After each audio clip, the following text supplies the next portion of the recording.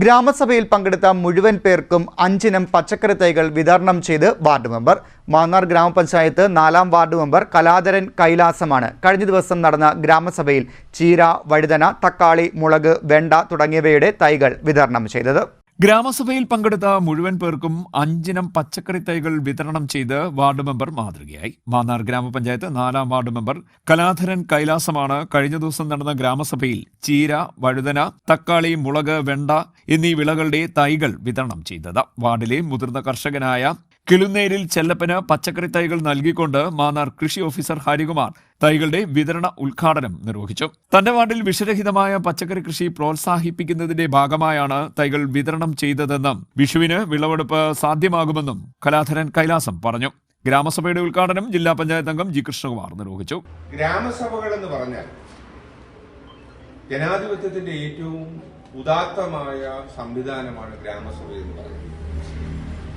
നമ്മുടെ ജനാധിപത്യം എന്ന് പറഞ്ഞാൽ ഇന്ത്യ റിപ്പബ്ലിക് ആയത് അപ്പൊ പറഞ്ഞ എന്താ, ജനങ്ങളിൽ നിന്ന് ജനങ്ങൾ തീരുമാനിച്ച് ജനങ്ങൾ ഭരിക്കുന്ന ഒരു സംവിധാനം, ജനങ്ങളാൽ ഭരിക്കപ്പെടുന്ന ഒരു സംവിധാനമുള്ള എഴുതപ്പെട്ട ഏറ്റവും വലിയ ഭരണഘടനയുള്ള ഒരു രാജ്യത്താണ് നമ്മൾ ജീവിക്കുന്നത്. എന്നിട്ട് എനിക്ക് തോന്നുന്നത് നമ്മുടെ റിപ്പബ്ലിക് ആയിട്ട് 77ാമത് വർഷം നമ്മൾ ആഘോഷിച്ചുകൊണ്ടിരിക്കുകയാണ്. ഡോക്ടർ അംബേദ്കർ ആണ് ഈ ഭരണഘടന ഉണ്ടാക്കിയത്. അപ്പൊ ജനങ്ങളാണ് ഇവിടുത്തെ ഏറ്റവും പരമാധികാരം നിലനിർത്തിക്കൊണ്ട് പോകാൻ പറ്റുന്ന ജനങ്ങൾക്ക് മാത്രമാണ്. ആ ജനങ്ങളാണ് ഇവിടെ ഭരിക്കുന്നത്.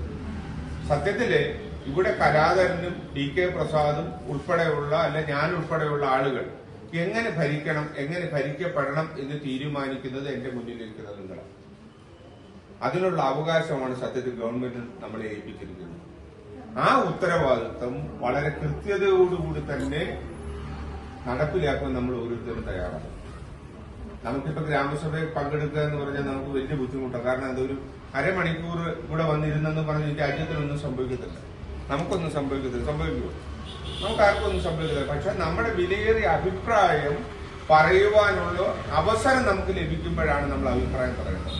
ഗ്രാമപഞ്ചായത്ത് പ്രസിഡന്റ് BK പ്രസാദ് മുഖ്യപ്രഭാഷണം നടത്തി. നിങ്ങളുടെ വിലയേറിയ നിർദ്ദേശങ്ങൾ ഉണ്ടാകുന്ന ഗ്രാമസഭയിൽ വോട്ട് ചെയ്ത് വിജയിപ്പിച്ചു, അതുകൊണ്ട് ഞങ്ങളുടെ ഉത്തരവാദിത്വം കഴിഞ്ഞു എന്ന മനോഭാവത്തിലേക്ക് പോകരുത്. ജനപ്രതികൾ മാത്രം വിചാരിച്ചാൽ ഒരു നാടിന്റെ വികസന കാര്യത്തിൽ ഒന്നും ചെയ്യാൻ കഴിയുന്നില്ല. നിങ്ങളും കൂടി ഒരു നാണയത്തിന്റെ 2 വശങ്ങളെ പോലെ വോട്ട് ചെയ്തവരും വോട്ട് മേടിച്ചവരും കൂടി ഒരുപോലെ നിന്നെങ്കിൽ മാത്രമേ നമുക്ക് പ്രവർത്തനങ്ങൾ മുന്നോട്ട് കൊണ്ടുപോകാൻ കഴിയത്തുള്ളൂ.